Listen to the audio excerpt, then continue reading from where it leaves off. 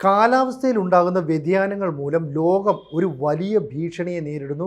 ഒരു വലിയ ദുരന്തത്തെ ഏത് നിമിഷവും അഭിമുഖീകരിക്കേണ്ടി വരുമെന്നാണ് ശാസ്ത്രജ്ഞർ പറയുന്നത്. അതായത് പ്രളയമുണ്ടാകുന്നു, വരൾച്ച ഉണ്ടാകുന്നു, അതുപോലെ തന്നെ കാലാവസ്ഥയിൽ ഉണ്ടാകുന്ന മാറ്റത്തിൽ തുടർന്ന് കടുത്ത ചൂട് അപ്രതീക്ഷിതമായിട്ടുണ്ടാകുന്നു, വേനൽക്കാലത്ത് പോലും കടുത്ത മഴയുണ്ടാകുന്നു.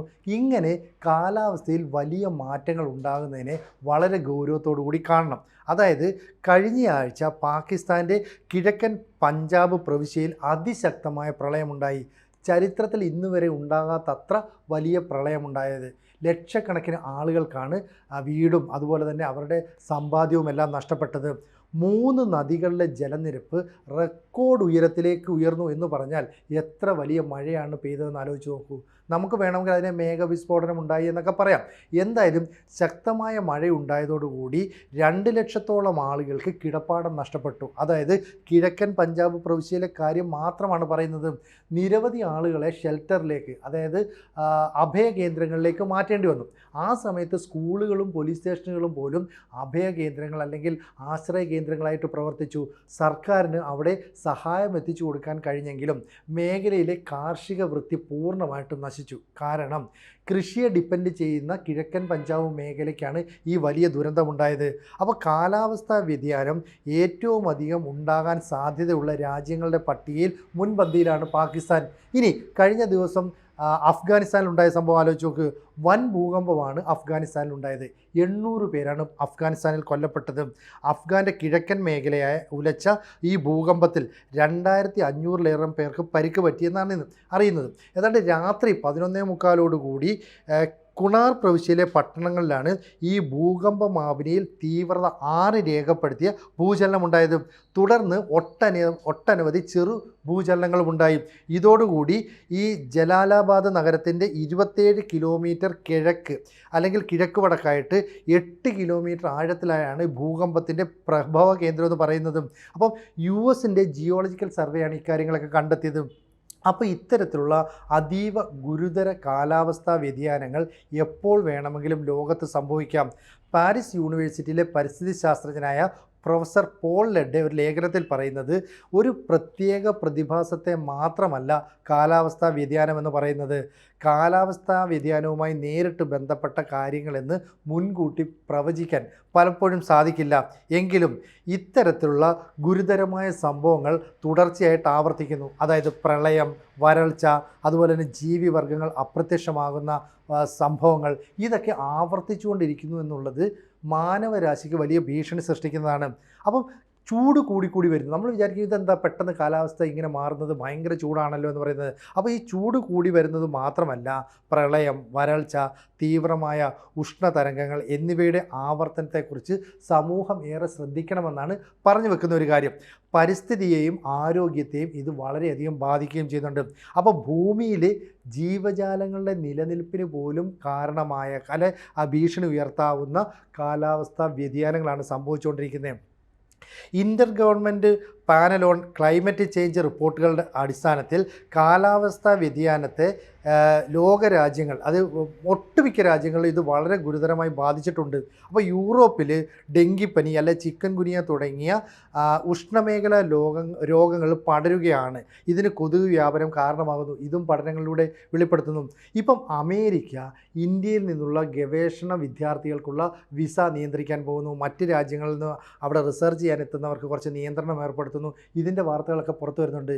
ഇത് അമേരിക്കൻ രാഷ്ട്രീയവുമായി ബന്ധപ്പെട്ടാണ്. അപ്പോൾ അമേരിക്കയുടെ രാഷ്ട്രീയ നിലപാട് ഇത്തരത്തിലുള്ള ലോകത്തെ പ്രതികൂലമായി ബാധിക്കുന്ന കാര്യങ്ങളിലേക്ക് നീങ്ങുന്നു എന്നതിൻ്റെ സൂചന പുറത്തു വരുന്നുണ്ട്. കാരണം ഇതുമായി ബന്ധപ്പെട്ട പഠനങ്ങളൊക്കെ നടത്തേണ്ട ഗവേഷകർക്ക് വേണ്ട രീതിയിലുള്ള പിന്തുണ നൽകാൻ നിലവിലെ അമേരിക്കയിലെ രാഷ്ട്രീയ സംവിധാനം വിമുഖത കാണിക്കുന്നു. അങ്ങനെയാണെങ്കിൽ ഈ സാങ്കേതിക വിദ്യയും ജനങ്ങളുടെയും ഒക്കെ ഇടപെടലുകൾ കൂടുതലായി ഉണ്ടാകേണ്ടത് ആവശ്യമാണ്. നമുക്കറിയാം നമുക്കറിയാം ആർട്ടിഫിഷ്യൽ ഇൻ്റലിജൻസ് പോലെയുള്ള ആധുനിക സാങ്കേതിക വിദ്യകൾ കൃത്യമായിട്ട് ഉപയോഗപ്പെടുത്താൻ സാധിച്ചില്ലെങ്കിൽ ഇത്തരത്തിലുള്ള പ്രകൃതി ദുരന്തങ്ങളെ നമുക്ക് കണ്ടെത്താൻ സാധിക്കുകയില്ല. ഇപ്പോൾ പക്ഷികളുടെ അതുപോലെ തന്നെ മറ്റ് മൃഗങ്ങളുടെയൊക്കെ തന്നെ ശബ്ദ വ്യത്യാസങ്ങൾ അല്ലെ അവയുടെ പരിഭ്രാന്തി ഇതൊക്കെ കാണുമ്പോൾ എന്തോ ഒരു പ്രകൃതിക്ക് മാറ്റങ്ങൾ ഉണ്ടാകാൻ വരുന്നതിൻ്റെ സൂചനയാണെന്നും അതുമായി ബന്ധപ്പെട്ട പഠനം നടത്തണമെന്നും ഒക്കെ ശാസ്ത്രജ്ഞർക്കറിയാം. പക്ഷേ ചില രാജ്യങ്ങളെങ്കിലും അതിൽ നിന്ന് പിന്നോക്കം പോവുകയാണ്. അപ്പോൾ ഈ പ്രതിസന്ധിയൊക്കെ പരിഹരിക്കണമെങ്കിൽ ജനങ്ങൾ വലിയ പങ്ക് വഹിക്കേണ്ടത് അത്യാവശ്യമാണ്. അപ്പോൾ ജൈവ വൈവിധ്യം സംരക്ഷിക്കുന്നതിനും പുനഃസ്ഥാപിക്കുന്നതിനുമൊക്കെയുള്ള നഗരങ്ങളിൽ കൂടുതൽ ഹരിത പ്രദേശങ്ങൾ സൃഷ്ടിക്കണം. ഇപ്പോൾ നമ്മൾ പറയത്തില്ലേ, വീടിന് ചുറ്റും മരങ്ങൾ വെച്ച് പിടിപ്പിക്കണം, സസ്യലതാതകൾ വെച്ച് പിടിപ്പിക്കണം, വൃക്ഷങ്ങൾ വെട്ടി നശിപ്പിക്കരുത്. ഇതൊക്കെ വളരെ പ്രധാനപ്പെട്ട കാര്യം തന്നെയാണ്. ഇപ്പം ജപ്പാനിലെ കാര്യം അറിയാം. ലോകത്ത് ഏറ്റവും അധികം ഭൂകമ്പങ്ങൾ ഉണ്ടാകുന്ന രാജ്യങ്ങളിലൊന്നാണ് ജപ്പാൻ.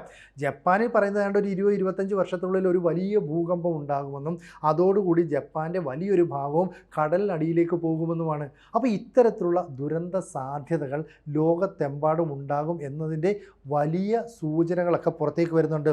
അപ്പോൾ ചൂട് കൂടി വരുമ്പോൾ അതിനനുസരിച്ചുള്ള കാര്യങ്ങൾ മനസ്സിലാക്കണം. പ്രളയം വരുമ്പോൾ, വരൾച്ച വരുമ്പോൾ, തീവ്രമായ ഉഷ്ണതരംഗങ്ങൾ വരുമ്പോഴൊക്കെ അതുമായി ബന്ധപ്പെട്ട പഠനങ്ങൾ നടത്താൻ ലോകരാജ്യത്തെ ശാസ്ത്രജ്ഞന്മാരെല്ലാം തന്നെ ശ്രമിക്കണം.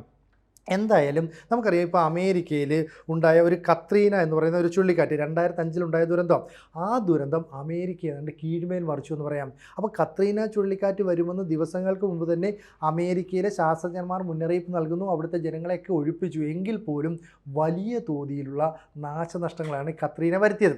എന്നാൽ 20 വർഷം കഴിഞ്ഞ് ഇന്നും കത്രീനയെ പോലെ ഒരു ശക്തമായ ചുഴലിക്കാറ്റോ വലിയ ദുരന്തമോ ഉണ്ടായാൽ അതിനെ അതിജീവിക്കാനുള്ള സാങ്കേതിക വിദ്യ ഇപ്പോഴും അമേരിക്കയുടെ കയ്യിലില്ല. അതായത് മനുഷ്യനെ കൊണ്ട് പ്രതിരോധിക്കാൻ കഴിയാത്ത അത്രയും വലിയ നാശനഷ്ടങ്ങൾ ഈ പ്രകൃതി ദുരന്തങ്ങളിലൂടെ ലോകത്തുണ്ടാകാം. ഇതിനുള്ള സാധ്യതയുണ്ട്. അതുകൊണ്ട് തന്നെ ജനങ്ങളുടെ ഒരു ഇൻവോൾവ്മെൻറ്റ്, AI പോലെയുള്ള സാങ്കേതികവിദ്യയുടെ പൂർണ്ണമായ ഉപയോഗപ്പെടുത്തൽ ഇതൊക്കെ വളരെ നിർബന്ധമാണ്. ഒപ്പം വലിയ ഡേറ്റാ ബേസുകൾ നിർമ്മിച്ചുകൊണ്ട് ഈ കാലാവസ്ഥാ വ്യതിയാനത്തിന് അനുകൂലമായിട്ട് അല്ലെങ്കിൽ അതിനോട് യോജിക്കുന്ന രീതിയിലുള്ള പ്രവർത്തനങ്ങൾ ലോകരാജ്യങ്ങളൊക്കെ ശ്രദ്ധിക്കണം. കഴിഞ്ഞയാഴ്ച പാകിസ്ഥാനിൽ മുമ്പ് അവരുടെ ചരിത്രത്തിൽ ഉണ്ടാകാത്ത അത്ര വലിയ വെള്ളപ്പൊക്കമുണ്ടാകുന്നു. 3 നദികളിലെ ജലനിരപ്പ് റെക്കോർഡ് ഉയരത്തിലേക്ക് പൊങ്ങി എന്ന് പറയുമ്പോൾ അവിടുത്തെ ജനങ്ങളെ പൂർണ്ണമായിട്ടും ഒഴുക്കിക്കൊണ്ടുപോയെന്ന് പറയാം. കഴിഞ്ഞ രാത്രിയിൽ അഫ്ഗാനിസ്ഥാനിലുണ്ടായ ഭൂകമ്പം, അതായത് രാത്രി 11:45 ഈ ഭൂകമ്പം ഉണ്ടാകുന്നത്. ഏതാണ്ട് റിക്ടർ സ്കെയിൽ 6 രേഖപ്പെടുത്തുന്ന രീതിയിലുള്ള ഭൂകമ്പം ഏതാണ്ട് 8 കിലോമീറ്ററോളം പ്രദേശത്ത് വ്യാപിച്ചു. പിന്നീട് തുടർചലനങ്ങളുണ്ടായി. ഇതുപോലെ തന്നെയാണ് യൂറോപ്യൻ രാജ്യങ്ങളിൽ അത്യുഷ്ണം അനുഭവപ്പെടുന്നത്. അതുപോലെ തന്നെ വരൾച്ച കടുത്ത രീതിയിൽ അനുഭവപ്പെടുന്നു. ഇതെല്ലാം കൂടെ കൂട്ടി വായിച്ചാൽ ലോകം വലിയ ദുരന്തത്തെ നേരിടാനായിട്ട് ഒരുങ്ങുകയാണ്.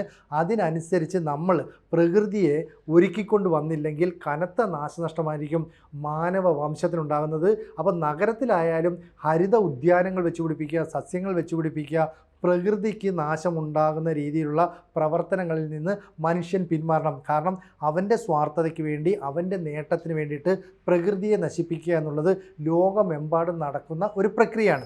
അതുകൊണ്ട് തന്നെ അതിനെയൊക്കെ അവസാനിപ്പിച്ച് അപ്രതീക്ഷിതമുണ്ടാകുന്ന പ്രളയത്തെ, വരൾച്ചയെ, ഉഷ്ണതരംഗങ്ങളെയൊക്കെ നേരിടാൻ ലോകം സജ്ജമായിരിക്കണം. അല്ലെങ്കിൽ എന്താണെന്ന് വെച്ചാൽ ഒരു വലിയ ദുരന്ത മുഖത്തേക്ക് ലോകം നടന്നു നീങ്ങുമെന്ന കാര്യത്തിൽ സംശയം വേണ്ട. കൂടുതൽ വാർത്തകളും വിശേഷങ്ങളും നിങ്ങളിലേക്ക് എത്താൻ ABC മലയാളം സബ്സ്ക്രൈബ് ചെയ്യുക, ബെൽ ബട്ടണും അമർത്തുക.